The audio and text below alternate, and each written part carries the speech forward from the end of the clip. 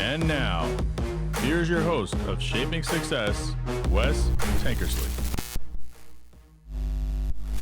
What is up, everyone? Welcome to Shaping Success. We are back. We're a little bit late. It's a little bit technology. It gets us every once in a while. I just got back from Houston, so I knew when I got back, I had to come back out into my studio a little bit early, and I still don't think I came out early enough because I felt like I was going to have to restart the computer, and I didn't restart it, and luckily on my end it was okay, but Robert had a little technical on the eCam side because sometimes it doesn't like to play nice, and we got her going. So Robert, welcome back. Thank you, Wes. I appreciate you. And yeah, you're in the right place. You're in my ears, so that's good. Perfect. We love it. We got people who Nikki's in the chat room. I don't know if you can see the chat box or not, but Nikki's in the chat box, and I sure can. Good deal. She was concerned about Good morning, us Nikki. because we weren't there yet. So we are here now. We were too. We were too. We had a moment. Yep. So we're back. We're talking about Ars Victorious, your book that is, do we have an update on, is that moving along nicely coming soon? We're getting towards the end of January. How's that going? Assuming that my editors are on time, we're still slated for the 1st of February, middle of February. Very nice. That's getting close. But again, let's see if they deliver. We'll see. Yep. Yeah, she figured that last week I forgot to hit stream, but we're stream. It says we're live, so it's there, and Nikki sees it. We've got confirmation that we're there. So if you didn't get a chance to check it out last week, we talked about Maxium 3 Deep Thinking, which is basically chapter 3 of the book as well. We've talked about, and that one was long-term thinking about not just going with the first thing you see, processing things, working through situations. It's funny, I noticed myself noticing, like, I think I notice a lot more things anyway than most people, but I don't think I've always thought that way. Like I was getting on the plane and I was realizing yesterday that there was drip rails on the plane for rain. So when it hits that drip rail, it slides off by the door. It was crazy. There are things that you don't think of. But I've challenged myself to see more. So it's kind of crazy. This one is, I feel like, probably hits pretty hard for you, this chapter, because it's called Rewarding. And as I was reading the chapter, it's super short, but it kind of talks about the book and what happened with it. So the maxim is rewarding. Life's not meant to be easy, as victory over easy things is not rewarding. So do you want to tell people about this book you wrote and then had to rewrite? Right. So it was this time last year that I was 98% of the way there, getting ready to go to the editor, and was on my iMac and basically looked at it, and I watched my manuscript shrink into the little box and disappear right in front of my face. And I went, oh, no big deal. I'll just go back and load again. And so I went to look for the file. The file was gone. I went to my backup and the file was gone. I went to the backup of the backup and the file was gone. It spent 3 or 4 days with Apple, and they said, that can't happen, but it did. And we're sorry. It's gone. So my entire manuscript was gone. The only thing I had was an EPUB version that I had done a couple months before. So I kind of had the skeleton of what it was, but basically I had to rewrite the book. Yeah, and most of these essays are on the website as well, right? So you had some of it, but you still had to right. Go back through it and do another version. Right, and it was perfect because it was basically, I look at it, the universe, God, however you want to frame the world, basically saying, this was crap. This wasn't good enough. It was kind of like watching go down the drain, right? And he was like, okay, well, let's do the new version, the 2.0. And the 2.0 is a lot better. The first one was good, but this is a whole lot better because I'm much more focused. I'm much more understanding of what my pitch is, so to speak. Mm-hmm. How I'm supposed to keep people engaged, the simplicity of the argument, and it's came out a lot cleaner. So I'm really pleased. But it's like everything else. I mean, surprisingly enough, I didn't melt down or anything. I just actually kind of smiled. Like, That was going to really? be my question. Like, what was the Right. actual? Because I can tell you right now, me being where I'm at, and I would say that I'm in this young stage of processing and learning and building and things like that, where like I haven't thought with the same mentality that I have for a long time, and I probably would have just freaked out. Yeah, I'm reached a point in time where I've faced enough life or death situations and enough things that are really meaningful that losing a manuscript, no matter how painful, isn't the end of the world. And I also look at the universe as always signaling me, right?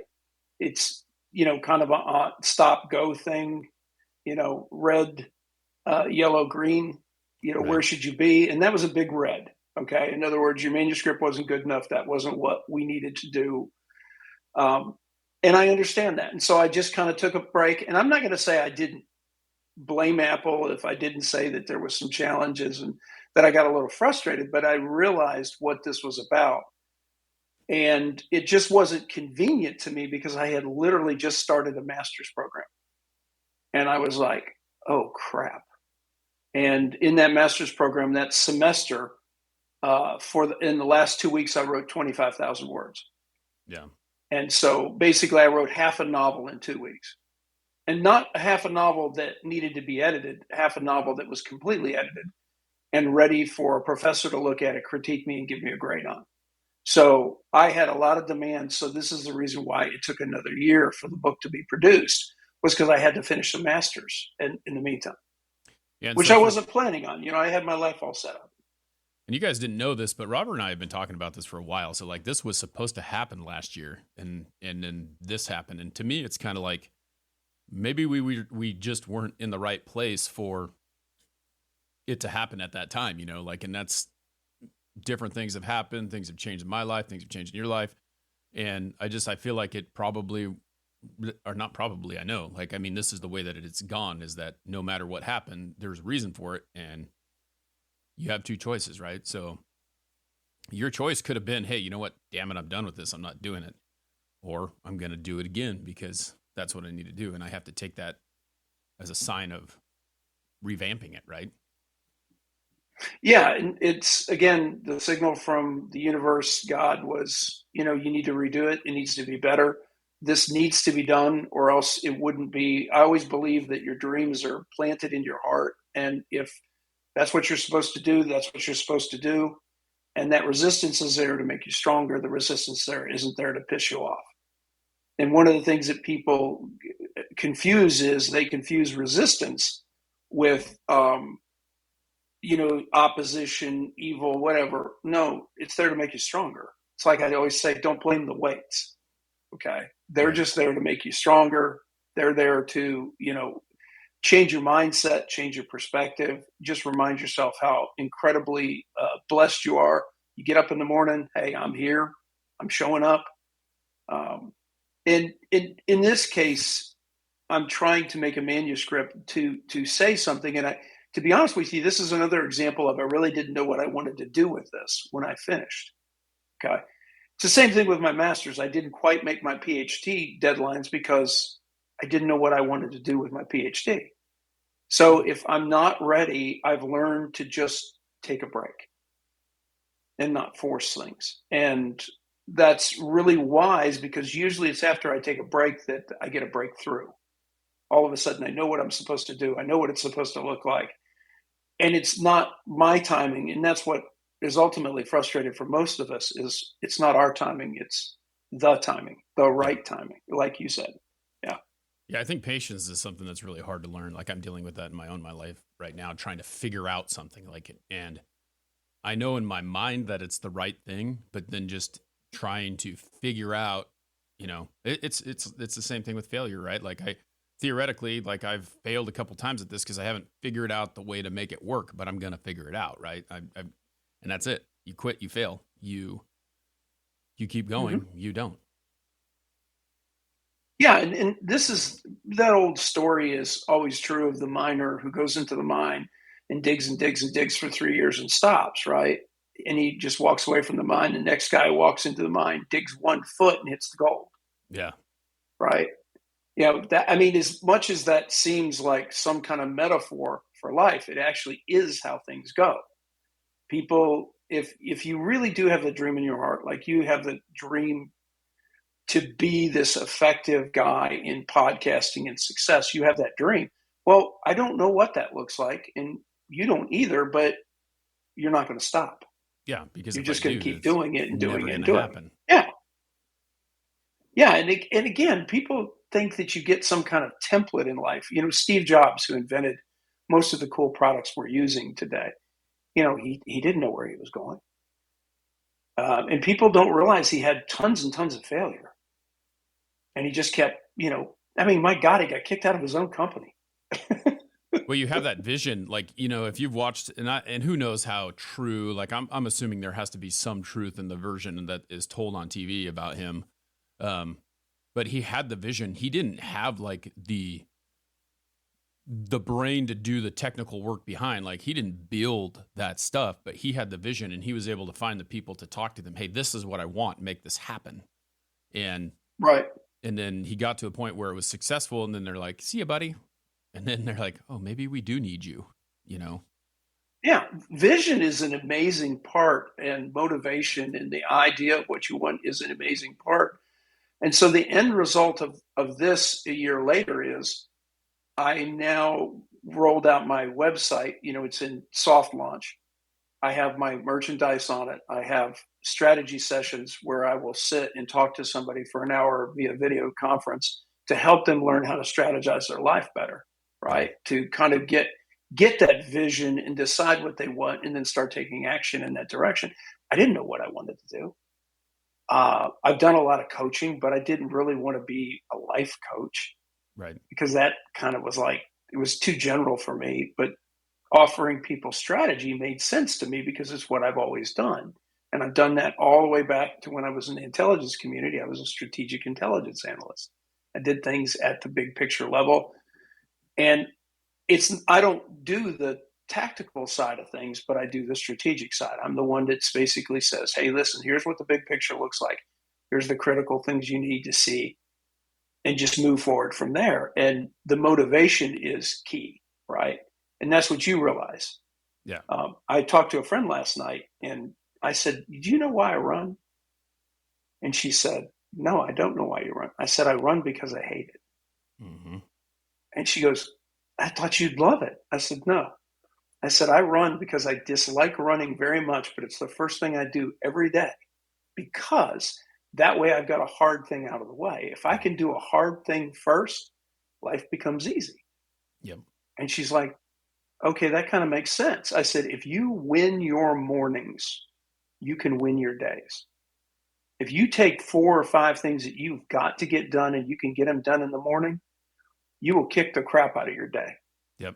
Because these need to be the things that you don't want to do, that you don't have the energy or the motivation, or you're just like, oh, really, I've got to do that? Just go do it. Get them knocked out. If you're 8 or 9 o'clock in the morning, you've got the 4 or 5 things that are hard to do of the day done, man, it's downhill, baby. Yeah, because if you think stuff. about it, like, what happens? Okay, well, I'm going to, like, working out is, like the number one thing that people probably talk about.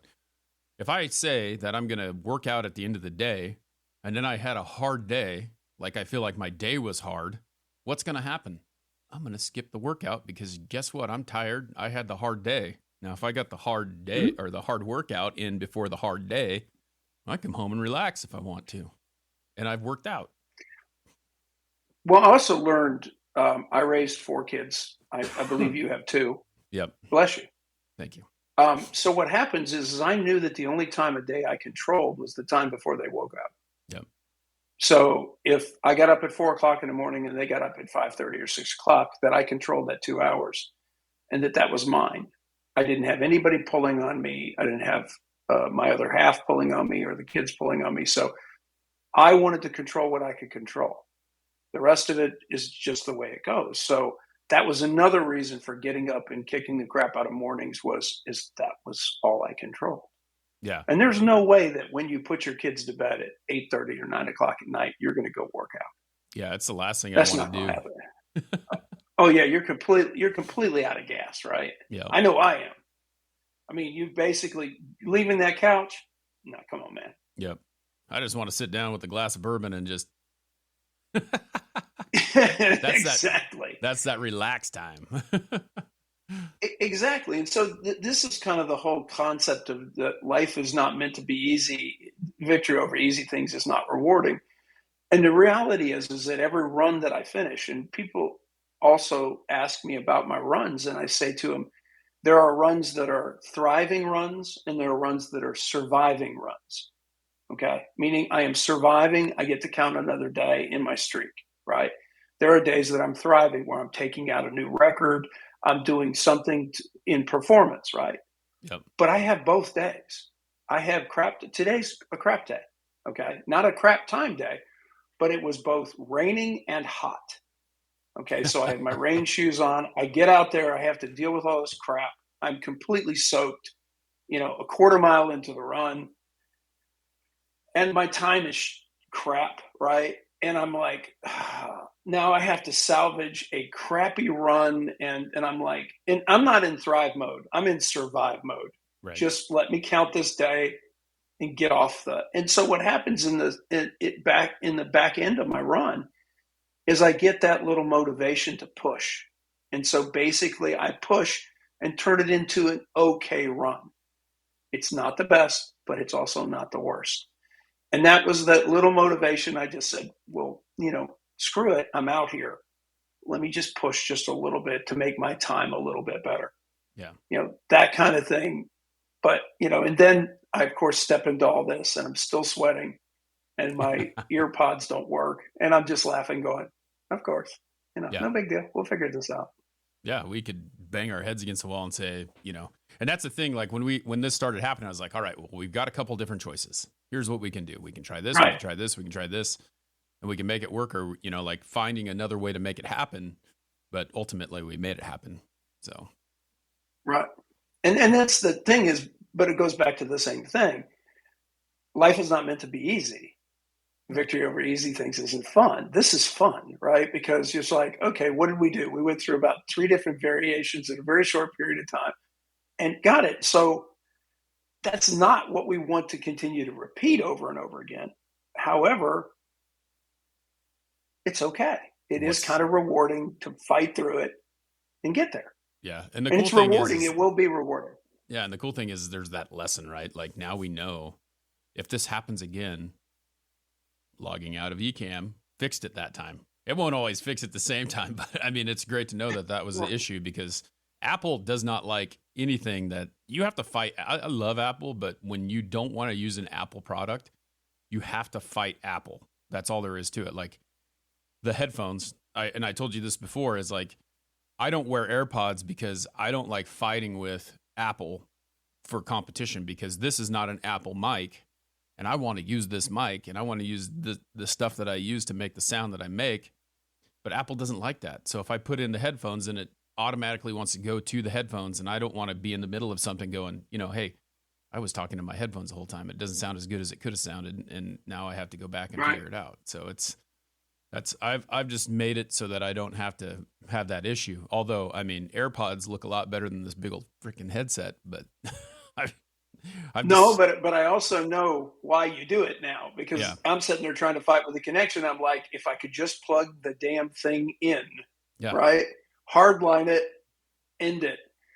And that's, and that's part of the process, like you said, of trial and error. We get to that point that we understand it and the coping that we do with not blowing up and just realizing that, you just work through it. Yep.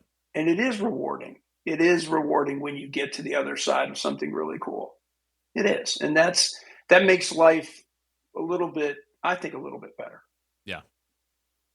Yeah. It's definitely worth it. And that chapter is a pretty short one. Next time we're going to talk about losing.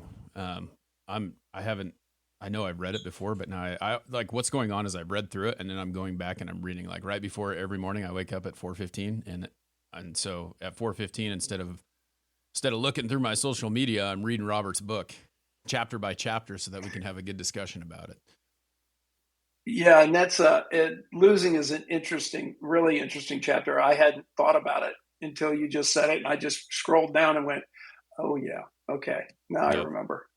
Losing is Yeah, important, and I don't think people understand that, because I think that the rewarding part of losing, and we'll talk about that chapter in depth next week, but I think rewarding has a different meaning now than rewarding had to my generation and your generation, because you get rewarded for everything you do now, and we're finding that that's not a good thing, I feel like. yeah, and I think that's dead on. And what is a participation trophy? I mean, Yeah. really? I mean, yeah, of course I was there, but what did they used to say in our generation? They said that second place is the first loser. Yeah, and I have been in that second place position before. Like, the moment that I hear second, or that here's your participation trophy, I go straight back to my sophomore year, the state championship football game that I lost by 1 point, and the feeling that I had after that, and how it made me stronger for the next year when we won. It was just like, you know what? I have that feeling today. I never want that feeling again. How much harder am I going to work next year to be better than I was the year before, and to have that win, the actual win? Doesn't it?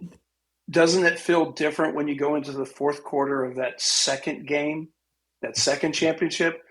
When you're getting in that fourth quarter, you're like, "Oh no, we're not doing that shit.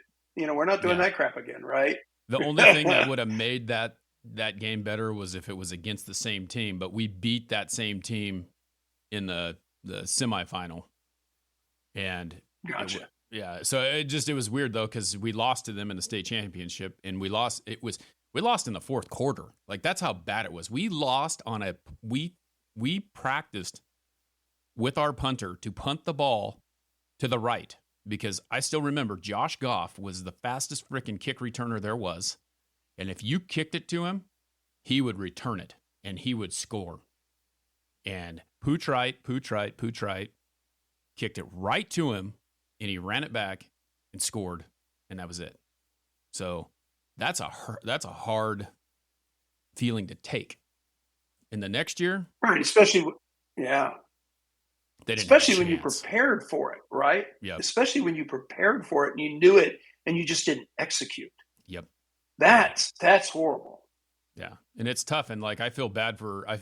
I still remember our punter. I feel bad for him. He didn't play the next year because he felt so bad about that. And it was like, that's not the defining moment, man.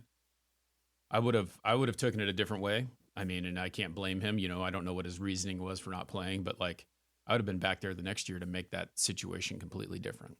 And I might have just gotten better. Yeah. Yeah. Okay. How can I improve my game? What can I do? I don't want to let the guys down. Yep. I mean, because there was an issue, I guess, in the playoff games last week of a kicker, right? Mm-hmm. Missing something and an opportunity to tie a game and push it to overtime. Yep. And, he pushed it, I think in this case, right. Yep. And it wasn't a long kick either. Bad conditions, but still wasn't a long kick. Yeah, it's funny. I watch that. I don't watch much football. I do, like, I have an affinity for the 49ers, even though they're not like, I'm not watching all their games. My favorite team is the Colts, and I just don't watch NFL anymore. Like, I'll watch highlights and I know who's playing, and I may watch the Super Bowl. But last year I watched one game before I watched the Super Bowl, and I didn't really watch the Super Bowl because I'm always barbecuing or whatever, and everyone else is enjoying it. But I watched one game, and I told a friend of mine on TikTok, I'm like, I'm not watching it, because last year I watched it, and it was the 49ers versus the Eagles, and Purdy tore his UCL, and I was like, this is me. It's my fault. I watched it. I have the power of the curse. Yeah, and so I watched this one, and they won, but right in the beginning, I was like, oh man, here we go. The guy had the chance to tie the game with a field goal, and he missed the field goal, and I'm like, this is not going to be good.